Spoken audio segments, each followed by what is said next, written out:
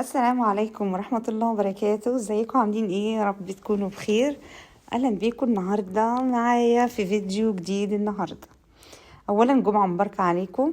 النهاردة الجمعة، طبعا لازم يوم الجمعة كده اول حاجة بنعملها ان انا افتح الشبابيك والبيبان وادخل الشمس واجدد الهواء اللي في الشقة، وافتح التلفزيون على صلاة الجمعة وعلى القرآن بتاع صلاة الجمعة اولا، وبعد كده الخطبة بتاعت الجمعة هي كانت شغالة في التلفزيون.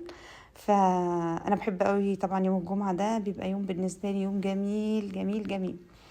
آه، اول حاجة شغلنا الشاشة على خطبة الجمعة وصلاة الجمعة دي اول حاجة، لان انا متعودة دايما ان انا بنزل اصلي الجمعة في المسجد، بس الجمعة دي عشان كنت نازلة ومستعجلة فقلت ايه اصليها في البيت. فصليتها وخلصنا صلاة الجمعة وسمعنا الخطبة اللي في التلفزيون. تاني حاجة يوم الجمعة أنا بحبها برضو قوي هو البخور. لازم والله العظيم يا جماعة، اللي ما بتعملش الحركة دي يوم الجمعة في بيتها يا ريت تعملها. أنا البخور ده جايباه معايا من السعودية. بخور العود ده من أحسن أنواع البخور اللي في السعودية. آه وغالي، أنا جبته كام يا ربي؟ ب25 ريال. كان الراجل اللي في محل كان اداهوني ب30 ريال، ورحت المحل جنبه بسأل عليه قال لي ب25، رحت رايحة مرجعة ب30 وجبت ب25 ريال. قلت 25 ريال أنا أولى بيهم. بس بخور تحفة تحفة تحفة. قبل ما اروح السعودية لما كان حد بيبقى في السعودية كنت بطلب منه ان هو يجيبهولي وهو جاي. ف... فكان دايما عندي، ما اتقطعش عندي من اول مرة رحت العمرة خالص. وجربته وهو بقى يعني عشقي الاول والاخير. وانا بحب البخور في البيت، بيطلع كل حاجه وحشه من بيتي. وبعدين البخور وانت بتبخري كده لازم تبقي مفتحه الشبابيك والبيبان. ما ينفعش ان احنا نبخر وانت مقفله الشبابيك والبيبان بتاعتك. ليه بقى؟ بتمنعي بقى الشياطين وبتمنعي كل حاجه وحشه في البيت وطاقه سلبيه وكل حاجه انها تخرج. فافتحي لها الشبابيك بقى البيبان وخرجيها من البيت. يعني مش هبخر وانا مقفله واقول لا البخور ما بيعملش حاجه، لا. فتحي وشغلي القرآن في البيت يوم الجمعة وقومي كده توضي وصلي وابدأي يوم جديد ويوم حلو كده. والبخور ده ما شاء الله ما شاء الله، يعني أنا برتاح نفسيا جدا جدا جدا مع البخور. والمبخرة دي جاية لي هدية برضو مع علبة بخور بقى، بس بخور ايه بقى؟ آه حاجة تانية بس أنا مش فاكرة، مش بخور العود بقى، حاجة تانية مشهورة، حد اسمه الرصاصي أو الرصاصي أو الرصاصي حاجة كده. من اشهر برضو انواع البخور اللي موجود عندهم. خلصت وصليت وبخرت ونزلت. راح على فين بقى؟ طالعه من الكومباوند اهو، الدنيا فاضيه. كان انا صليت طبعا في البيت، فكان صلاه الجمعه لسه شغاله في المسجد. فالدنيا هاديه قوي والدنيا ساكته جدا. فانا انتهزت بقى ان الكومباوند فاضي مفيش حد ماشي ورايا ولا داخل، فرحت مصوره لكم نفسي وانا طالعه. وهنا برضو بصور انا طبعا خدت تاكس، آه، لان العربيه بتاعتي حصل لها حادثه الحمد لله كانت بسيطه.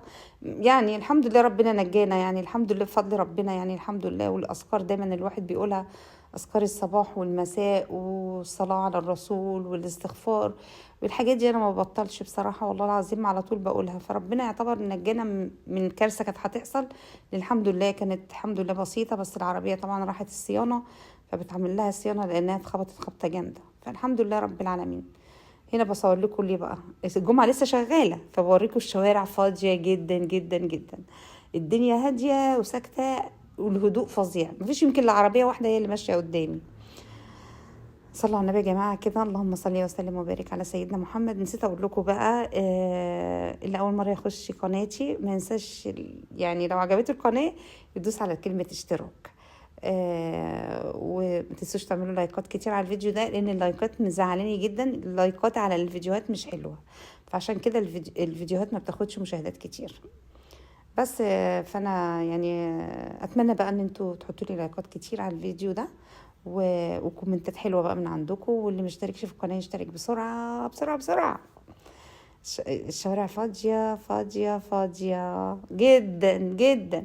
الشارع ده من الشوارع المعروفة عندنا في اسكندرية، ان ممكن الصبح بدري او وقت زي وقت صلاة الجمعة كده، ان اللي عايز يتعلم سواقة كان بينزل يتعلم فيها. في دي برضو من الشوارع اللي انا كنت بنزل يعني بتعلم فيها السواقه، لان هو دايما الشارع ده فاضي وساكت وخصوصا الصبح بدري يوم الجمعه او في الميعاد ده في وقت صلاه الجمعه كده. هنا بقى وصلنا رايحه فين بقى يا دودو؟ هقول لكم. دي حديقة أندونيادس عندنا في اسكندرية، من أشهر الحدائق العامة اللي موجودة في اسكندرية. حتى وأنا خارجة من الحديقة لقيت شوية عرايس داخلين بعربيات تحفة تحفة تحفة.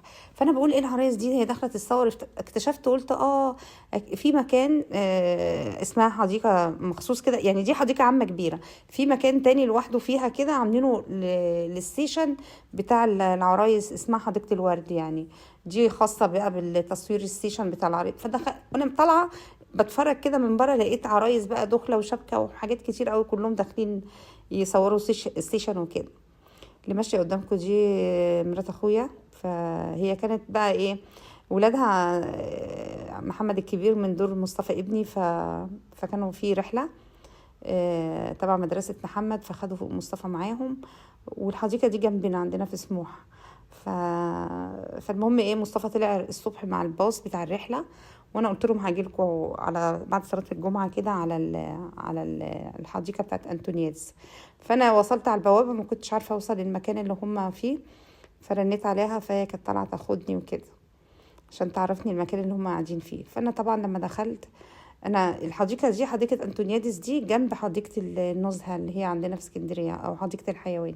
فاحنا دايما من واحنا صغيرين كنا دايما بنروح حديقه الحيوان دي عشان نتفرج على الحيوانات بقى، الاسود والقرود والفيل والزرافه. بس هي دلوقتي ولا فيها فيل ولا فيها زرافه، فيها شويه اسود وشويه قرود وبس.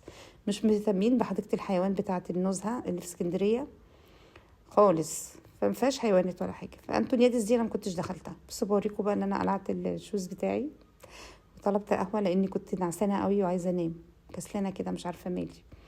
كنت خدت شاور ونزلت وصليت الجمعه يعني ونزلت، فحسيت ان جسمي بقى ريح قوي. ولما قعدت على الارض فقلت اشرب قهوه تفوقني شويه، وقلعت الشوز وقعدت.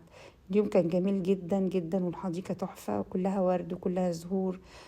هي الحديقة دي جددوها، يعني هي كانت مهملة، وبعد كده وزارة الزراعة جددتها وعملوها من أول وجديد، وعملوا رسم الدخول بتاعتها 25 جنيه، والعربية رسوم الدخول بتاعها 30 جنيه.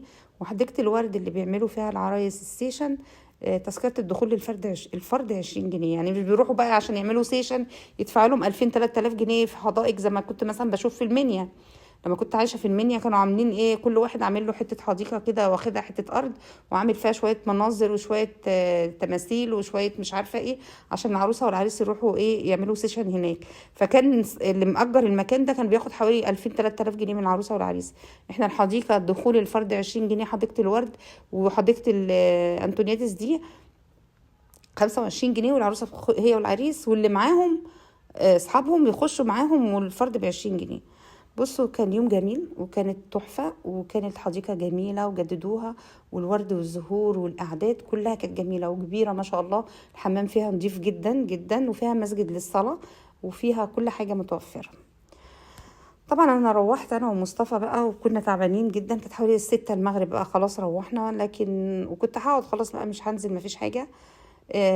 جانا طبعا يوم الجمعة بتحب تنزل مع اصحابها، لان ده الويك اند بتاعها، يعني طول الاسبوع دراسة وبتاع، لكن بيعملوا يوم في الاسبوع ينزلوا فيه، يروحوا سيتي سنتر عندنا في اسكندرية.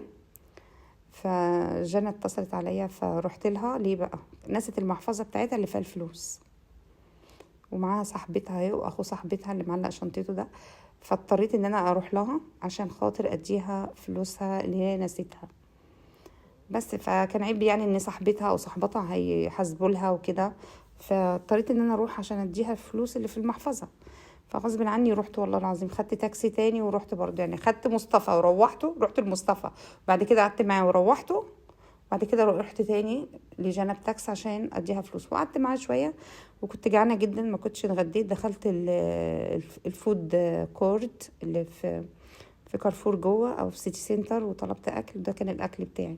ايه بقى الاكل ده؟ اللي هو الاكل بتاع باندا هاوس. الباندا هاوس ده بيقدم سويت اند ساور. الاكل دي فراخ محمره معاها خضار بصل وجزر وبصل وجزر وفلفل، ومعاه النودلز ده. ما عجبنيش النودلز، حتى شكله كده مش حلو. دي وجبه يعني، هي وجبه سويت اند ساور في اكل صيني شويه، فراخ محمره معاها شويه خضار، والنودلز ده ما عجبنيش. بس ده كان غدايا، اتغديت ولفيت على المحلات انا وجانا كده، وبعد كده سيبنا اصحابها وخدتها وروحنا وده كان فيديو النهارده. اتمنى بقى الفيديو يكون عجبكم. لو عجبكم ما تنسوش تعملوا لي شير وسبسكرايب للقناه، وبحبكم قوي. يلا اسيبكم على خير، اقعد اكل انا بقى واخد بنتي واروح. ده كان يوم بما النهارده. باي باي.